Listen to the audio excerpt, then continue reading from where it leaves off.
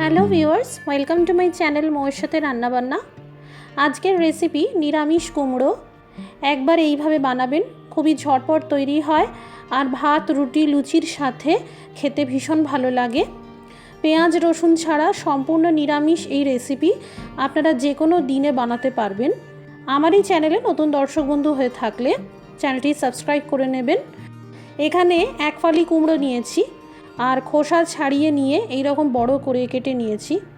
এছাড়া নিয়েছি দুটো আলু, বড় সাইজ করে কেটে নিয়েছি। সবজি কাটার উপরেও অনেক সময় রান্নার স্বাদ নির্ভর করে। কুমড়ো আর আলুর সাইজ সমান রাখতে হবে। এবার ফ্রাইং প্যানে দিয়ে দিলাম সর্ষের তেল। আলুর পিসগুলোকে লালচে বাদামি করে ভেজে নেব। এই রান্নাটা অবশ্যই সর্ষের তেল দিয়েই করবেন। সর্ষের তেল দিয়ে এই রান্নাটা খেতে ভালো লাগে। সামান্য লবণ দিয়ে আলুর পিসগুলোকে ভেজে নিচ্ছি। এই দেখুন, এতটা বাদামি করে ভেজে নিলাম। এবার তেল থেকে তুলে নিচ্ছি। এবার এই একই তেলে কুমড়োর পিসগুলোকেও ভেজে নেব। সামান্য লবণ দিয়ে কুমড়োর পিসগুলোকেও ভেজে নিলাম। এই রান্নায় কুমড়ো সামান্য ভেজে নিলে খেতে ভীষণই টেস্টি হয়। কুমড়ো ভাজা হয়ে গেল, এবার তেল থেকে তুলে নিচ্ছি। 3 চামচ মতন কাঁচা চিনেবাদাম নিয়েছি। এই কাঁচা চিনেবাদাম একদম লো ফ্লেম করে 2 থেকে 3 মিনিট মতন ভেজে নিতে হবে। জোর আঁচে ভাজবেন না, না হলে বাদাম পুড়ে যেতে পারে বা ফেটে যেতে পারে। চিনেবাদামগুলো ভেজে নিলাম, এবার তেল থেকে তুলে নিচ্ছি। এদিকে একটা মশলা তৈরি করে নেব। দিয়ে দিলাম ছোট চামচের 2 চামচ আস্ত মৌরি, ছোট চামচের 2 চামচ আস্ত ধনে। এই রান্নায় জিরে বা জিরের গুঁড়োর ব্যবহার হয় না। 3টে এলাচ আর দারচিনি দিয়ে দিলাম। এবার লো টু মিডিয়াম ফ্লেম করে এই গোটা মশলাগুলো একটা সুন্দর গন্ধ বেরোনো পর্যন্ত সেঁকে নিতে হবে। এই দেখুন, মশলা সেঁকে নিলাম। মিক্সিতে এই গোটা মশলা ব্লেন্ড করে একটা ফাইন পাউডার তৈরি করে নেব। এই দেখুন, এইরকম একটা ফাইন পাউডার তৈরি করে নিতে হবে।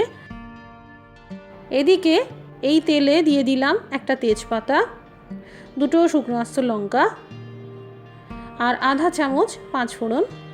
এই রান্নাটা অবশ্যই 5 ফোড়ন দিয়ে করবেন। দিয়ে দিলাম আদা বাটা আর লঙ্কা বাটা। এখানে 2 চামচ আদা বাটা আর 2 চামচ মতন লঙ্কার বাটা নিয়েছি। একদম লো ফ্লেম করে 2 মিনিট মতন ভেজে নিতে হবে। সুন্দর কালারের জন্য দিয়ে দিলাম সামান্য হলুদ গুঁড়ো আর সামান্য কাশ্মীরি লঙ্কার গুঁড়ো।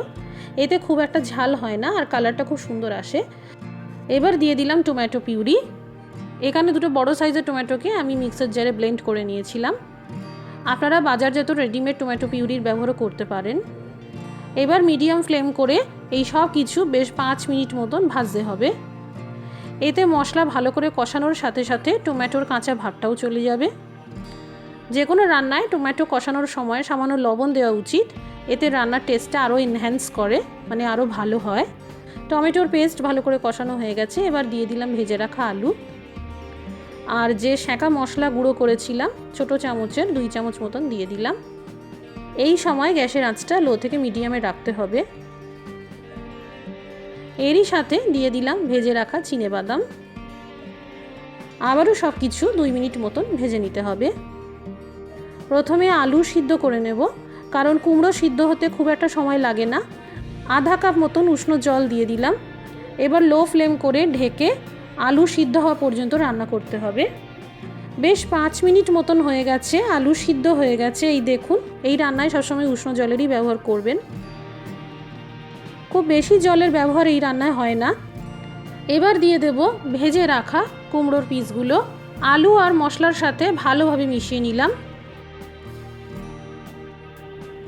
এবার দিয়ে দিলাম নারকেল বাটা। এখানে 3 চামচ কোরানো নারকেল 3 চামচ দুধ দিয়ে বেটে নিয়েছি। এই রেসিপিতে অবশ্যই নারকেল দুধ দিয়ে বেটে নেবেন, এতে রান্নায় একটা আলাদাই স্বাদ আসে। এই নারকেল বাটা দেওয়ার পর জাস্ট 2 মিনিট মতন আর একটু ভেজে নিতে হবে। এবার সামান্য আধা কাপ মতন উষ্ণ জল দিয়ে দিলাম। স্বাদ মতো লবণ দিয়ে দিলাম। আলু তো আগে থেকেই ভালোই সিদ্ধ করে নিয়েছিলাম। এবার কুমড়ো সিদ্ধ করে নেব। এই রান্নায় কুমড়ো গোটা রেখে সিদ্ধ করতে হবে। কুমড়োর পিসগুলো যাতে ঘেঁটে না যায় সেদিকটা একটু খেয়াল রাখতে হবে। এবার একদম লো ফ্লেম করে জাস্ট 2 থেকে 3 মিনিট মতন রান্না করব। সময় হয়ে গেছে, একবার দেখে নেওয়া যাক।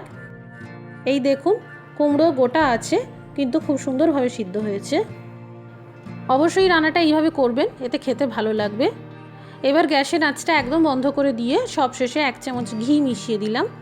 যেহেতু পেঁয়াজ রসুন ছাড়া সম্পূর্ণ নিরামিষ রান্না, তাই অবশ্যই সামান্য ঘি দেবেন। ঘি ভালো করে মিশিয়ে নেওয়ার পর এবার ঢেকে 2 মিনিট দমে রেখে দিতে হবে। তৈরি হয়ে গেল নিরামিষ কুমড়ো।